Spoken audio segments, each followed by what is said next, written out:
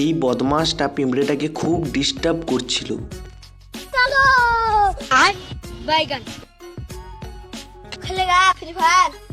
পিঁপড়েটা বলে, তুই দাঁড়া, আমি আমার সর্দারকে ডেকে নিয়ে আসছি, তোকে খেলা দেখাবে।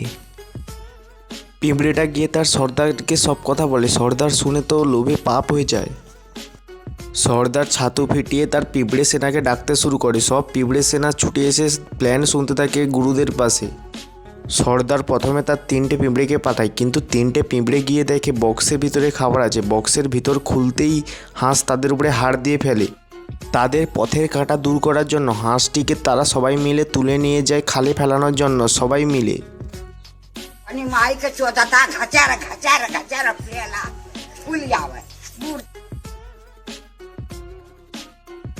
रोम रोम भाइयों।